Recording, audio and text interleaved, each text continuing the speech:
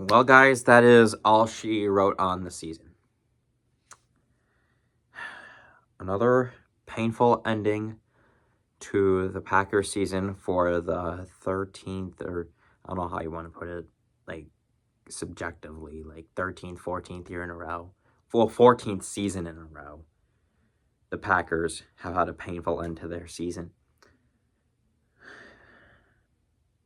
2011, lost to the Giants 37-20 when we had the number 1 seed and we were 15-1. 2012, we got ran over by Colin Kaepernick in the divisional round. Lost that game by 14. Lost on a walk-off field goal by Phil Dawson the next year at our house. But needless to say, I was just thankful that we were actually in the playoffs despite everything we went through that season. And then the botched onside kick in the NFC Championship game. The Cardinals basically winning the game on a coin flip. Our defense getting smashed in the NFC Championship game in 2016-2019.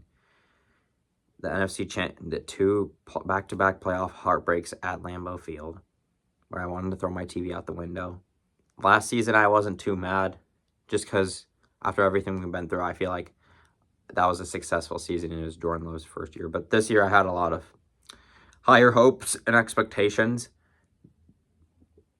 But tonight was awful. It was awful right from the start.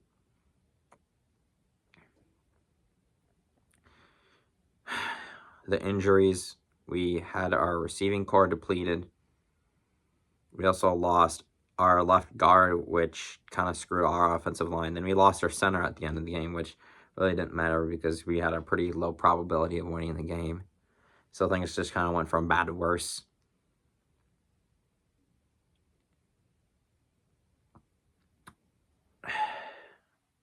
Quay Walker also gets injured, but I mean, I wouldn't say he's a useless piece of our defense, but he has some physicality to him.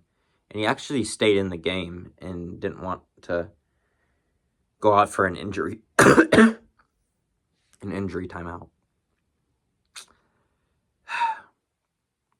And the overall gameplay, even with Doubs and Reed in, our offense was completely dysfunctional.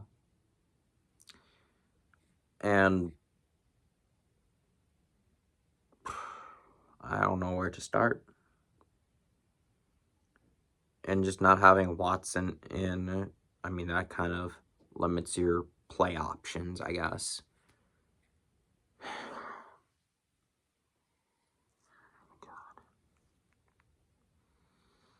Let's just put it one way. It was a stupid game. It was a stupid game. And I know this is a team that just can't get out of their own way. And it's happened 3 weeks in a row now. We just can't get out of our own way. And I did not expect a team like this one to have 3 consecutive weeks of just playing flat-out bad football. And I know we had our chances to win all 3 of those games. But at the same time, it just needs to be consistent throughout all 4 quarters of the game. And I thought maybe we had a chance. But we had some very untimely collapses by our defense when they really needed to get a stop in all 3 of those games. But this was the nightcap. This was the nightcap of that horrendous stretch of football. And I know we had a hard time beating good teams. And, I mean, last year's team in 2023, we beat the Chiefs, who went on to win the Super Bowl, and the Lions, who were some less overly aggressive play calling from going to the Super Bowl. And we beat the Cowboys, who just flat out played a bad game of football. And they were pretty much screwed after they went down 27-0. But, man,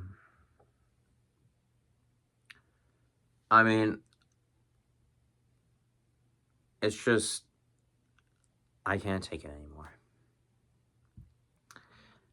We really need to get to the bottom of why we went 11-7 and why we want to go at least 12-5 next year. Because we've improved ever since that 8-9 season in 2022. And would I consider this season a failure? I mean, we had our successes and we also had our woes. I think our defense got a lot better, and it definitely showed today that, well, the only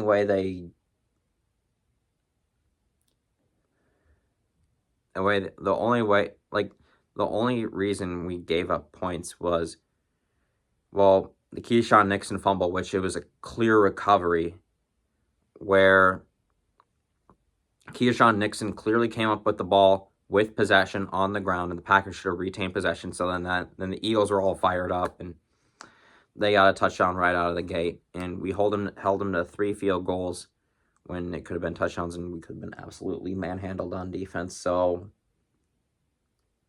it really could have been like easily 35-10 today.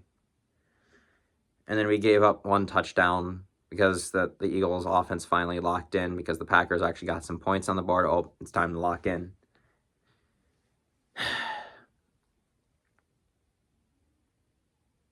And the offense just couldn't do the defense any favors. And the offense had been relatively pathetic the last 3 weeks. And, well, the second half of the New Orleans game, it was kind of pathetic, I would say, even though the Saints were completely outmatched. And today I feel like we were pretty outmatched just talent-wise, but like team chemistry-wise, we were looking pretty good, and then pretty much everything fell apart once we had some injuries snowball into the success of the team. And, I mean, Josh Jacobs and Tucker Kraft, they both hung in there. But back to, like, would it be a failure? And, like, with the expectations, you know, I mean, in our mission to get to the Super Bowl, yes, that was a failure. But we went from 9-8 to 11-6. But we struggled against relatively good teams this year. And we barely beat the Rams and the Texans, which were the only 2 playoff teams we beat on our schedule this year. But would I say this year is a failure? In the grand scheme of things, our mission? No, it was not a failure. I know we didn't get to the divisional round, where we got to the divisional round, mainly because the Cowboys pretty much fucked themselves in the playoffs. But if you guys are Bucs fans, you know what I'm talking about. It's steps to success. We went from 9-8 to 11-6. And, you know, Brett Favre, he had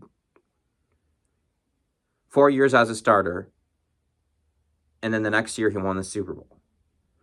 Were those first 4 years failure? No, they were not years of failure. They were steps to success. We missed the playoffs his first year as a starter. The next year we were a wild card. And then I think we won the division in 1994. Then 1995 went to the NFC Championship and lost to the Cowboys. And that was pretty much the last time the Cowboys were, like, truly deeply good. And then the next year we were indisputably the best team in football. I mean, we led the league in scoring, and we led the team in team defensive scoring. And look, we were top 10 in scoring offense and top 10 in scoring defense. And we weren't really the best defense last year. So that's steps to success. And, you know, Aaron Rodgers, he didn't make the Super Bowl his first 2 years as a starter. He was 6-10 his first year. And then the next year, he was 11-5. We made the playoffs and lost in a heartbreaker to the Cardinals. And then, of course, Michael Jordan. Took his 7 years in the NBA. He didn't win a championship. Were those years failure? No, they were not failure. They were steps to success. He needed to get the right talent, get the right coaching, build good habits, play consistent basketball, and look what will happen. He won 6 championships. So I just don't view this season as a failure, because I know sometimes I might be considered a delusional Packers fan, because I really hope we get to the Super Bowl and break our drought, because that's something I've always dreamed of, and I've always wanted to go to a Packers Super Bowl parade. But it's just not this year. And, you know, in sports, some days it's your turn, some days it's not your turn. That's just the way the cookie crumbles. in life. And, you know, with me in school, I have my ups and downs. There's good days and bad days. But those tests that I take, they're not failure. They're steps to success. 1 second. Sorry, guys. I just wanted to play where one of the cutest Sunday Night Football introductions ever, but that's not the point of this video. But let's just say it was a very bad game and we had some unfortunate outcomes go our way with the injuries and dysfunctional offense. But we're going to work on those things in the offseason, I really hope. And we need to, and I know it's going to be a long offseason, but I mean, once the wild card weekend's over, 24 teams, 75% of the league, they're in off-season mode. And we have one extra week, then a couple of the other teams that got to move on to think about what we need to do to be better next season. So a wild card exit, or not, let alone even like a wild card appearance or losing to those superior teams, doesn't happen again. And I am going to be making an off-season guide for the Packers and like what they need to do in the off-season, because I definitely think there are still a lot of weak points on this team that we need to address in free agency, the draft, and our current roster to make us better for next season. But I feel like I don't want to like sound like a broken record talking about pretty much all the bad things that happened. But overall, it was just a very stupid game, and we'll just have to reset for the 2025 season. I know we're going to have a pretty tough schedule. I know we're going to be playing the Eagles and the Commanders at home. I don't know how good the Vikings are going to be, because I don't know if Sam Darnold's going to get another contract, because they have J.J. McCarthy right behind him. So we'll have to see how that plays out, and the Lions are probably going to be pretty damn good again. And then we're going to be playing the entire AFC North. I'm sorry. Who knows if the Cowboys are going to be back to form. They always have a pretty drama-filled off-season with contract disputes and Dak Prescott and CeeDee Lamb, because Stephen A. Smith can't shut the fuck up about the Cowboys. But needless to say, I wouldn't say I'm very, very, very proud. I'm just proud of us improving in a multitude of ways, and our free agent signings, they paid off. There's still definitely some areas for improvement for next year, but we're gonna hopefully work on the passing game, because I feel like that was just kind of absent the last couple of weeks. I feel like we passed the ball when we were desperate, and there just wasn't a lot of balance, because we were a very run-oriented team. And if we become more powerful in that balance, I feel like we could be more of a successful team. But we're gonna dive into that in another video. But for now, I'm gonna leave it here. So thank you guys for watching so much. I appreciate the support on all the videos. And until next time, peace out. Go Pack, go.